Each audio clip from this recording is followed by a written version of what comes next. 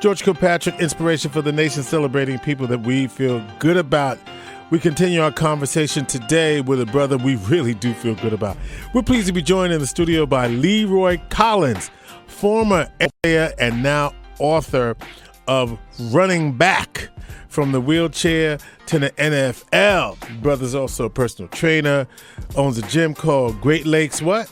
Great Lakes Athletics in New York, and former co-founder of the, well, he's not the former, he is a co-founder of the Syracuse Strong football team, and so glad that you stopped by, brother. So good to see you, to tell your story. Now, here's my quick story about Leroy. So, Leroy, we met, you came, first of all, proud of you, brother, and second of all, appreciate it. Leroy reached out to me. Somebody connected us because we were doing some work with Engaging Men, and you said you wanted your players as a prerequisite at that time to go through the Vera House 12-man model. So that's kind of how we connected, right? Exactly. That was like 4 years ago. Yeah. Oh, was it 4? See, 4 years ago. Yeah. Time flies, man. It was 4 years ago.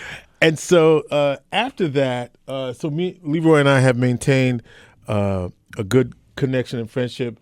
And he oftentimes, gives me some athletic advice or fitness advice. Fitness, right? Right. We were having a really extensive conversation about fitness. We'll pick that up a little bit later on because I thought what you were talking about was pretty interesting, and I never heard people talk about what we talked about. Right, exactly. So we'll get to that.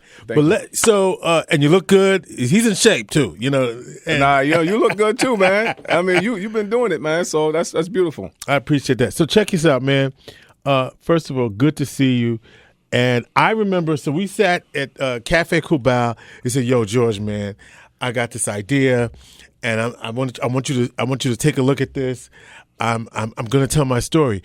I'm thinking about writing a book." Right. And then you told me your process. Right. Talk about that because the book is right in front of me. The book is right here. The book is right here. But before this book that you are holding in front of me right now came out, you had several sheets of paper, and you said, I want you to take a look at how does this look? I'm on a journey. I'm starting this process. Yep. And now here's the book. So let's go back to that before we even get into the book. Okay. That process. Well, it was January. It was November 2016.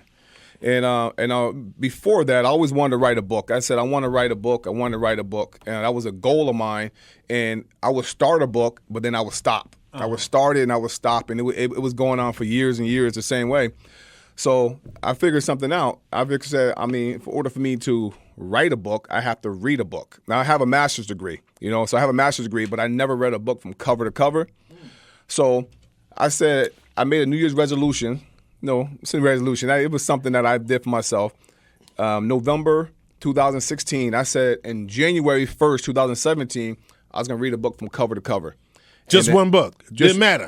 Any book. I was going to read a book from cover to cover just to do it, to. And so in your whole life, you never read a book cover to cover? Never read a book cover to cover. I always start a book, I stop it. I start it, I stop it. All right. And that's been a regimen, a routine for me for years. So you have a library full of books you ain't finished? I have a house full of books. Okay. Yes, that haven't been finished. And people send me, give me books for holidays, birthdays, whatever. And I get the book, I start it. And then you don't finish it. In good faith, and don't finish it.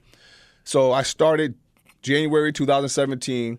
I cracked the book open, Another Mind's Eye, cracked it open, read the whole thing from cover to cover. Another Mind's Eye. Another Mind's Eye. Okay. Yep. So, and I read that. Then I read Audacity to Hope, Obama's book. Okay. And then I read 4 Pillars of a Man's Heart. Okay. And after I read that, it kind of gave me a sense of power and let me know that I can actually write a book. So the day I finished reading my last book, I sat down and started writing, and I didn't stop. From that day I started writing, I just kept writing and kept writing. And while I was on the journey of writing, that's when we was meeting up. And I said, well, I'm writing this book, and I'm saying, so I was asking you, the question I was asking you is like, should I start the book from where the car accident happened, or should I start it from where the journey kind of ended, kind of? You know what I mean? So I didn't know which way to go with it.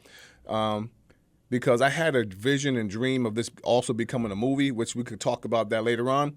But so, and then you kind of gave me advice. You said, well, you should basically have it bring it into a ending part, the dreaming into started at the ending part and bring it to a beginning part. of where you wanted where the action happened. So I kind of went that route a little bit, and it created this beautiful project, man. The book is changing lives all over the place. This is amazing, and again, I wanted to go back to that process, not because of the 1/99th of a percent that I had to do with it, yeah, but because a lot of what people see is the finished product, yeah, but they don't see how you got here. Right. And I wanted to talk about that because you said, well, I know I want to write a book, and you couldn't get started because you felt like, well, in order for me to write one, I got to read one, so I need to read one to write one. Right. That's just an intuitive, knowing that you have to know that about yourself. Mm-hmm. What was it about that process that you said,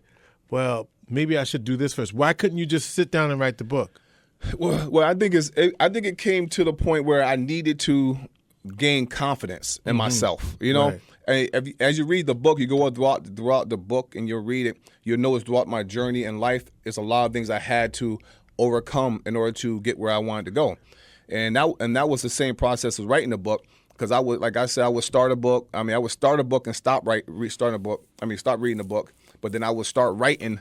I started writing. I was writing 5 years ago. But I write a page or paragraph or two because I'm not a writer. I hate writing. But after I read a book, it gave me a sense of power that I was able to do this. So nugget number 2. So the first nugget was I identified a goal. Right. Nugget number 2, the goal I had is a process I hate. Yeah. So exactly. I just want people to hear that. Exactly. I don't like writing, but I got to write a book. I got to write a book. And I don't like writing. It was a burning desire that was inside of me. Right. And the fact is that I knew it was something that had to be done. And I had to write it. I had to tell the story. You know, and I'm saying, and after I figured out that I have to read a book, I have to go somewhere I've never been to get somewhere I never get somewhere I want to go, and saying so, or get somewhere I never gone, however they say it. But that's what I had to do, and I think reading a book was the way of me of doing that, and I was able to. But the thing is that once I sat down writing a book, right, I was too afraid to stop writing until it finished. It was something took over me. So something took over you. So that's kind of interesting. That's another nugget, right? Because so many of us don't ever start. You started many times, but without confidence. But a lot of times we don't. Even when you started this writing, you didn't know that you were going to be able to do it. Mm-mm. So I'm kind of struggling with that idea that I didn't have the confidence, but yet I started in fear because I didn't know what I didn't know. But you still did it. So you did it scared, and then something took over. Let's talk about that. What took over? I'm deep, right? Yeah. I think the thing that took over was I'm a believing man. I believe God took over to help me with this measure because I prayed about it. I'm a praying guy, and I prayed about the guidance. I prayed about being led in the right direction, and just give me the courage to complete this thing. So, translation to that, then, right? You took the baby steps, and God gave you you had the training wheels on. Yep. God gave you the car. Yeah, exactly. Gave me the car to drive this thing, and then and like I said, night and day, and I actually finished the book in 7 months. Finished writing in 7 months. Right. And so, what was that process? Was it a page a day? Was it you just kept going back to it? It was night and day, but I had flexibility about my schedule because, we got the gym and I train here, and in between training sessions, I write a page or two, and then I make a phone call. We go on vacation. My wife used to get upset with me because we go on vacation. I got the computer out writing, and it's like, you're supposed to enjoy yourself. And then you're supposed to separate the play time from the family time and the, business time. Got to separate that. But like I said, when I said something took over me, it was like this message needed to get out, and I just kept writing. So in your book, you talk about an accident that you didn't even know you were going to be able to walk again. Right. In fact, you couldn't walk. Couldn't walk. No, I was in a wheelchair. So when I got hit and recovered from the injury, you got hit by a car. Hit by a truck. A truck. Hit by a truck. A truck How hit me. old were you? I was 6 years old. Yep. So when the truck hit me, it threw me 10 yards, and then the truck kept riding, and then and it dragged me. I was under the car, and they dragged me for a block. Oh, man. And I know people listening to right now. It went all through me. Yeah. I know. But then after my clothes got unattached from the bottom of the truck, the back tire ran my front of my chest over and ran my head over. The back tire. Then Then I was just stood there. I was dead in blood. Well, I wasn't dead at the time, but I was actually covered in blood, broken bones, and then I got pronounced dead at the hospital. Mm. Oh. And then what happened? And then the miracle happened. Things start happening. Things start changing. They brought me back and they start operating and working on me and just to try to fix me back up. Their diagnosis of my injuries, of not knowing what I was going to be like once my brain stopped swelling, or when when injuries stopped, when things come down, they didn't know what was going to happen to me or what I was going to be like after until everything happened. But then once my brain stopped swelling, my swelling went down, and my numbers started becoming normal. Then the doctor, they still had an unclear diagnosis for me. And then one day I woke up and everything kind of changed. It's like God said, it's time. So you were in a coma for how long? It was a coma for like a couple weeks. A couple weeks in a coma, and I was in the hospital for like 2.5 months. 3 months. I know I was in a book, but I mean, that's information I get from my mother, stuff that I didn't know. So a lot of stuff in the book I got from my mother. So I gotta go back and read it to find out the exact time. But yeah. So a coma, then I in hospital for a long time. I had to learn how to walk. So when I went home, I was still unable to walk. I was covered in bandages from head to toe. They were saying with the bandage that my skin had skin graft, so they had to put cadaver skin on my body, had to, cover me up. So when they go to change my bandages used to be fixed inside of my skin. So when they peel, it's like they're pulling my skin off. And I mean, it's kind of gruesome to explain that way, but that's what happened. It's in a book that way, so you're going to get what's in the book. From the wheelchair to the NFL, Leroy Collins is in the house. A really inspiring story. So clearly, from the wheelchair to the NFL, the running back. The running back. Yes, that's the subtitle. Yep. What's that? So how do you go from the wheelchair to the NFL? I had a dream. Now, but at the time you have this dream, are you able to walk yet? I'm in a wheelchair. So basically, what happened is I watched a football game, my first football game ever. I watched it. Who was playing? In a wheelchair. The San Francisco 49ers. Uh-huh. And fell in love with Joe Montana, first of all, in the whole 49ers crew. That's good to say right about now because they 8-0, so I guess I was right on time back then, right? Are you a 49ers fan today? No, I'm not. I was a base. I'm more of I still always been a players fan. So I like Joe Montana Craig. Mm-hmm. So I watched the game, and so I went and told my mother that I wanted to play in the NFL. I mean, first time watching the game, I fell in love with it. I watched a couple more games, but now this is a kid in a wheelchair who cannot walk. In a wheelchair, right? In a wheelchair, unable to walk without a. Unable to walk without assistance. I did actually had a walker, and I had a wheelchair, so it was unassisted. And and I was told I would never walk again because of how I had crushed pelvis. My pelvis got crushed, and I broke my legs. So once I told my mother, I saw the game. I told my mother, I said, I want to play in the NFL. And she said, okay, you keep working hard, and I believe in you. You can do it. So that's what I did, man. I started working that night and day. I would work hard night and day. I would pray hard. I would work hard. I was everything I need to do to get out of a wheelchair. So I became like at 7, 8 years old, I became this little fighter because of the fact that I had a dream to play in the NFL. And I wanted to do that, and I knew I couldn't. It never really came to like, oh, I'm doing this because somebody said I can't do it or I'd never be able to do it. It's more like I wanted something. More than people were saying I can't do it. I was more that I wanted to do it. So I got up and started walking, started training, started practicing night and day. 3 o'clock in the morning, everybody in the world is asleep. I'm up walking, trying to get more extra work in. And my mother's worked with me, physical therapists worked with me, and I took some steps. I mean, it's just amazing. And so your title running back is sort of so how did you get to the NFL? So when I got to NFL, I went to high school and I became the baddest NFL high school player that ever walked on this planet. So when did you start walking? Just this work, and So many people don't just go from I'm in a wheelchair with a crushed pelvis and broken legs to walking. Now. Yeah. So one day, I was 8 years old. My mother was praying for me like she always did. She used to bless the olive oil. You get the olive oil, you rub it. Anointed my head with oil. She laid hands on you. She's a praying woman that laid hands on her son. Where's she at?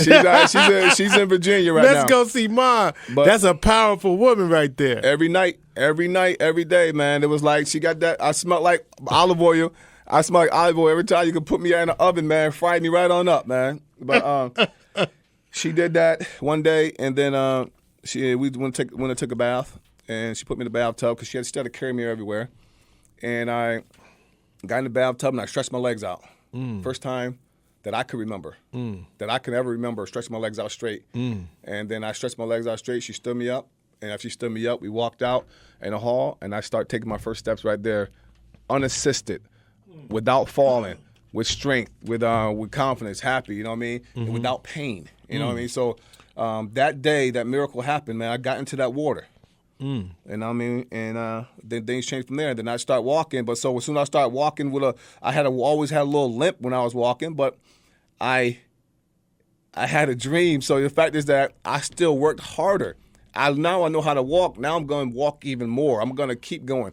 You guys go to sleep, man. I'm going to keep walking. And that's what happened. And I just did that. And then as soon as Pop Warner signups came around, you was out there. I'm right there. And so another lesson that you are imparting on our audience, Leroy Collins, author of Running Back from the wheelchair. The running back. The running back from the wheelchair to the NFL is that you were willing to work while the rest of us was asleep. I was willing to work while that's a great, I should use that somewhere. I was willing to work while everybody else is asleep. Yes. Because that's often the difference between those who have the success that they want in their chosen endeavor and those who don't. Exactly. Because there's always a reason for you to give up.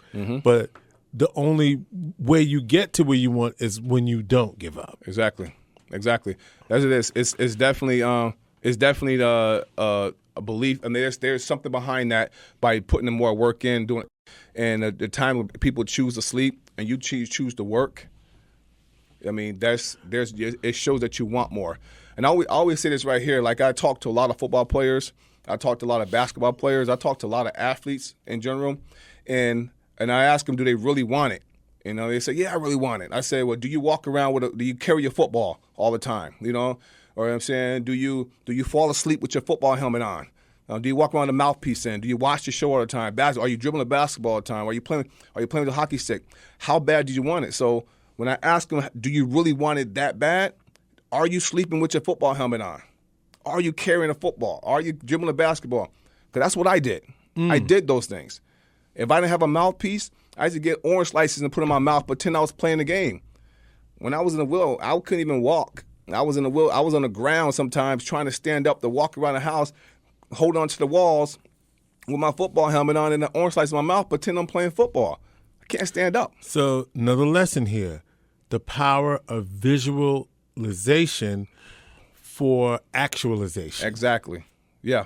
Got to be able to visualize. You got to see it. You got to live it. So the thing is that you have to live it in order to put life in it. If you ain't living it, you can't put life in it. And that's what it's all about. That's what dreaming is all about. You have to live it. If you want to be a cook, you got to be in the kitchen, right? If you want to be a trainer, you got to be in the gym. If you want to be a musician, want to sing, you got to be around artists, around singers. You got to practice the craft. So the thing is that you have to live it. You have to live that life if you want to put life in whatever that dream is. And that's what I did. Was this intuitive to you? Did you get this from somewhere? Where did you get this idea that you were going to wear the helmet? Did this just come to you, or did you get this from someone? I saw it. I saw the guys playing on TV. I saw the guys playing. So it was just you seeing that. I seen it, and just something embedded in me it had to be a message from God, like saying, like, yo, look, it was something that took over me. Like, it was so far from where I was. So it's like, So if something's so far from where you're at and you visualize it, that's called dreaming big. Mm-hmm. So what I did at the time, I was dreaming big. Mm-hmm. I was dreaming big, and I saw that and wanted that. I'm 7, 8 years old in a wheelchair, and I want to play in the NFL, the most elite sport in a country, in the world. And I wanted to do that. So it was so far from where I was in life that I dreamed big. Do you think that it's possible? So, because I'm sure the people are listening, and they think that their ship that their time is up, or that their time is over. Right. And have you ever felt like that? I always feel like that. There's many times where I you run to that roadblock to and want to give up. You want to quit. Mm-hmm. You want to walk away, or whatever it is. This project, I'm sure you was like, I can't do this anymore. Yeah, time is up. You know what I mean? Because you don't whatever it is that you need to finish it or do it, you don't have it. Right. Or that you had, like, why this dream come to me? I'm not qualified for that. I'm not built for that. So that's basically what that title is, the running back. Right. Now you look, say the running back is a football book. You right. see a football guy. Yeah. You see the running back. And it says true story from the wheelchair to the NFL. So you think it's a football book. I do think so. What I did in bold letters, it says running back. You see that, right? Yeah. So basically what it is, we all in life, what we do, we set a dream. We have a dream. We set a goal for ourselves. And what we do, we pursue that dream. We pursue that goal. But what happens in life, what happens in life in reality, that doors are closed on us. Things don't work out the way we wanted to. People say no to us. Things don't go our way. So what we do, we want to give up. So the running back basically means don't give up. It means run back. Start running back to where the dream started, to where your life, where you the energy that you had, that dream, the energy where you had that passion, that vision, run back to that point, gather that same motivation, that same energy, and keep moving forward. And now once you go through that journey again, now you have now you have more strength. You understand how to do it now. You got more knowledge. Knowledge is power. Mm-hmm. You got more knowledge. Now you're stronger, in a stronger position to continue that dream. You know what I mean? Because this way here, see that the arrows? So life is not a straight arrow. The arrows is like life. This is life right here. Right. You set your goal at the bottom and you reach your goal at the top. Well, we're going to have to take a picture and show people. Hey, hold that book up there because you were talking about the arrows and the... Yeah, the arrows, man. You got to get the... That's life right there. Look up, man. So look up? Yeah, there you go. You can see it? Here we go. There you go. Okay. Yeah, man. I think that we just taking pictures up here in the studio. Yeah. That's all right. So name a time in your life where you had to run back. So the time I had to run back is when I was in college. Mm-hmm. I was at Dean Junior College. I tore my knee up. I haven't gotten it. I was Mr. Unstoppable. I broke the New York State rushing record. Like I said, I was the baddest man in New York State, and I had tore my patella tendon. I was lost. I didn't know what I was going to do because this thing, football, the goal that I set, it was almost there because I'm getting there. First of all, I ain't supposed to graduate high school because I messed up. That's a whole nother subject. But I got to college. First game of the season, I bust my knee. I can't play no more for the rest of the season. So what happened, I went on a little journey of picking up bad habits, doing things I shouldn't do, and I lost track of my dream. I lost track of my vision. I lost track of the thing that I set out to do when I was a little kid. What did you do, Leroy? What did I do? You want to know in specifics what I did? Yeah. Yeah, so basically I got hooked up with the wrong crowd. I started smoking weed. All right. I start missing classes. And it's all kind of things that I really was not raised to do. I doing those things. And basically what I did, I was replacing that excitement and adrenaline of football. Football was gone from me. The excitement and the adrenaline of football. Yeah, I was replacing it with other habits. And I mean, not good habits, but replacing with other stuff because I can't work out. I was a workout hog. I worked out like it was no other. I couldn't work out. I couldn't do anything. And then it was this opportunity right here to fall into something bad, and I went that path, and I ended up getting kicked out of school, and so now I'm sitting back home, not knowing what the heck I'm gonna do now. My dream that I had is gone. So what I had to do is run back. I start running back to where the dream started. restart remembering where I came from. I mean, I couldn't walk. I was in a wheelchair. I did die for 8 minutes. All these things that happened to me, I ran back to that point, and I remember the dream I had, the vision that I had when I sat in that wheelchair watching that game. And then that's where it said, I turned it on, bow. And I'm saying, So another lesson, a lot of us have dreams that we think have moved on from us, or that we can't do them anymore, or that we don't remember how to do them, or we think it's too late to do them. Right. And you said you say it's possible to go back and remember, but that's not always easy. And the other thing that you said, I don't want to run past this because I think this is really important. You said that when you felt like what you were working for wasn't going to work for you anymore, you went down the wrong path because you were looking for something to replace that adrenaline and that high of football. And I can't help but think about it drives me to think about the young men in our community, some young men in our community, and the issues that they face, and what are they trying to replace, and why are they doing some of the things that they're doing? Exactly. And is this associated to the of something being empty in their life that they're searching for, and they don't know what it is, and so everything else looks like that, and so therefore they then are attracted to that because it fulfills an unmet need. It fulfills and it numbs the body. Yes, anesthetizes the pain. It numbs the the thought of you got to face another day without pursuing your dream. Because your thing is that when we don't pursue our dream, we actually disappoint ourselves, and we know it. Subconsciously, we feel it because you know what you're supposed to do. The desire's there, the dream is there, the vision's there. You see, you know it. So you disappoint yourself, and you know it. So you numb that. And whatever way we can numb it, you numb it. And it's so hard I'm speaking to young black men in particular, and it's so hard for us to say, I'm hurting. Yeah. Talk to me about the ability to say that. Well, give us permission, Leroy. Yeah. So as you read in the running back, the running back, when you're reading the running back, you will see that I'm not afraid to ask for help. I'm not afraid to ask for help. Because of the fact that the reason why I'm not afraid to ask for help is because I had a dream. I dreamed something.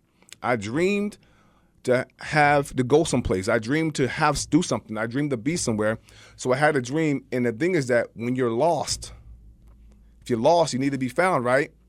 Sometimes you can't find yourself. Maybe you got to ask somebody else to help you find where you need to go. Right. Somebody help praying to God or whatever the case is.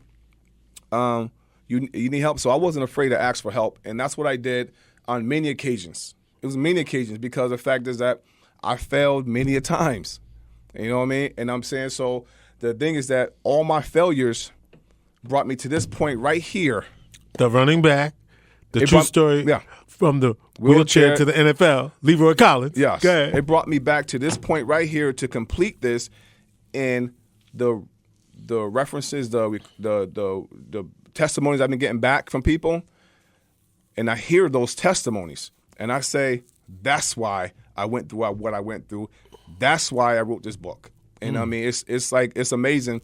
We had a kid that a mother said that she brought a book, and I'm not going to use no names, but I'm going to see if she's watching. But her son wanted to kill himself.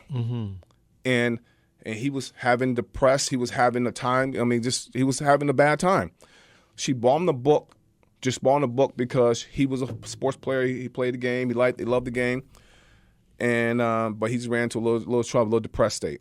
And he read the book. He read the book in one setting, one night. He started in a day, and he ended it, finished the book by the next morning, didn't go to sleep, and came and apologized to her and told her he's going to try harder and he thanked her for giving her the book, and said he's going to try harder. So just hearing that testimony, I'm like, you know what? That dude was planning on harming himself. He read this book that I wrote. So if I wrote this book for nobody else but that kid. Wow. Talk to me. You feel what I'm saying? Right. Because that kid. Even if the one life saved that is one worth kid, it. if I wrote the book only for him. Right. If I spent 7 months, 8 months, or whatever in my life to write it for him. To save one life. Yeah. Right. Yep. And so, yeah. And I wanted to touch on that because I think that's really important to recognize that a lot of our young people are searching for something, Mm-hmm. and they're not finding it, Right. and so we're hopeful, this, whether it's this or any other means, and so you do get, so the bottom line is you do get to the NFL. I get to the NFL. Yeah. I get to the NFL. You know what I mean? So the beautiful thing about I'm actually writing a second book. The second book is actually in You writing this now? I'm writing it now. So I'm writing the second book right now, and it's a continuation of where it leads off here. But yeah, so I'm writing it, and then it talks about that journey. You play for the Redskins, right? Washington Redskins, Jacksonville Jaguars. Right. Yep. So you made it, man. Yeah. So I made it. So and I mean like I said, it was something I saw. It actually didn't play out the way I envisioned it once I got there. Right. But the fact is, let's talk about that. So you wish you had more success than it turned out for you. Well, you know what? I wish. Of course, I had more success. I wish. That, I'm asking. I don't know. Yeah. No, I wish it could have. It definitely could have panned out better. Like I'm saying, I could have. I would love to have a Super Bowl ring. I would have the number one running back in the NFL. Right. Break records and whatever, what have you. But I was angry at the time. Like I said, I was going into it, the season, going into NFL. I was, a little disappointed, and angry at the time because of the fact that I felt that I was the best candidate out there, regardless of what my draft status was or whatever. I felt I was the best candidate out there, and I wasn't given an opportunity like that.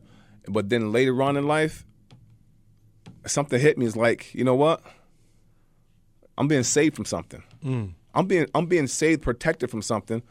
Of course, I would like dollars, and I have the all the stuff that come along with it. But the thing is that if I wouldn't see what my life is now, I wouldn't replace it. My boys, not saying I would have the boys that I have now, the relationships that I have now. I mean, my wife that I have now. You know what I mean? All those things, I probably wouldn't have those things. You know what I mean? And saying so, and I thank God for what I have right now. Mm-hmm. I'm thanking God for it because I'm thanking for it. Mm-hmm. So the $1 million, the NFL, that stuff would have been great. But I'm saying it would have been great. It would have been beautiful. It would have been nice. I would have got some new shoes. But the best thing is that I got a chance to live a life, and now I get a chance to save a life. You know what I mean? So that's beautiful. Leroy, again, so many lessons here, and so many. I'm just thinking of what people might be thinking of you now, and how you were run over by a truck, left for dead, was dead legally for 8 minutes, and revived, and then had major surgery to reconstruct and rebuild, and then you had a vision, and the vision now being manifest in a book that you wrote for somebody who didn't finish a book, then started to write a book, who doesn't like writing. Because I'm just thinking about all these barriers that could knock a person out, all these barriers that could prevent a person from pursuing their dreams and running back. So, Leroy, as we wrap, give us some inspiration, bruh, on how to run back. The run back. All right. So it's an acronym that I use as far as when it comes to dreaming. Mm-hmm. When I use the acronym for dreaming, I use D. I use the destination. When you have a dream and vision, that dream came to you. The one thing that is funny thing about dreams and visions, it will come to you, and then it will turn and run. It's up to us to pursue that dream. We have to run after that dream by doing the work, putting the making the calls, doing whatever the case is. We have to pursue that dream. So I use the acronyms. Destination. Mm-hmm. The dream got to have a destination. Okay. Determination. Got to be determined. Responsible. You're given a dream. You got to be responsible for that dream. Effort. You got to put effort behind the dream that was given to you. It was yours. It was yours. You got to put effort behind it. You can't just sit around and hope for it to happen. And like action. You got to have action behind it. You got to go out there and do the work. You got to go out there and create the stuff, visualize it, do the research, gather the people, build a team up, management. So you have to manage that dream. You have to manage it. on Facebook all the time, Twitter, you know what I mean, whatever else. Time management. You know, you got to be able to put stuff in order and sacrifice. So dream, sacrifice. You have to sacrifice relationships, friendship. You trying to lose weight. You dream to be down to a size 2. You got to sacrifice a cookie every now and then, or you know you have to sacrifice the TV. You know, so different things you have to sacrifice in order to reach your dream. So DREAMS. Those acronyms kind of help push me through the times I want to do now. Can you run through those acronyms again? You don't have to get the description, but yep. So I said so D. I use 2 for D: determination and destination. Right. Responsibility, effort, action, management, and sacrifice. So those right there make up dream that will allow you to have hopes of reaching your dream. You have hopes of reaching it. The next dream, the dream that I had while I was writing this book, while I was writing it, I had a dream and a vision that I was sitting in a movie theater watching the book that I'm writing, watching on a split screen. And what's the update on that? The update is that it's actually being scripted into a movie as we speak. And I have producers wanting to get their hands on it to do a movie. Hold that book up so I can see it again. The Running Back. The Running Back. True story from the wheelchair to the NFL. Yeah, you know, this is real good stuff. And I want to ask you, we talked a little bit earlier before we went on the air, and I wanted to get this in before we go, because I said we were going to go, but now. Yeah. So we were talking about having surgeries and things of that nature. And you talked about people have the dream of losing weight, but they don't want to put the work in. I mean, you didn't say it quite like that, but that's what you're basically saying, right? So, but you said if someone is going into the hospital for an operation, oftentimes one or two things happen. People either gain a lot of weight or they lose a lot of weight because of whatever, depending upon the health condition. Let's just say, aside from it being a serious health condition, if you're just going in for routine surgery, you had a plan that I've never really heard people talk about around if you are trying to maintain or go into a fitness regimen. And that plan is what? So let's say for instance, let's say a guy wanted to lose, he's on a workout routine, he wanted to lose 40 pounds. Right. And he have time to build up a habit, eating habit before the surgery. The best way, the thing he should do if he's a health conscious person, the thing he should develop a habit of eating healthy, eating right. I'm saying start a healthy nutrition, and then have the surgery. So once you have the surgery, you're laying around, you're sitting around, you can't do much. You still got that habit of eating healthy. Right. And I'm saying, so most time what happened, people go in for the surgery and then they try to figure it out, try to eat healthy and stuff like that. You're not going to. Your body, because you haven't created the habit yet. You haven't created the habit. So the thing is that if you have time between the habit and the surgery, creating the habit and surgery, use that time to get your mindset, get your heart, get your mind right, to knowing that you're going to be laying around for a while.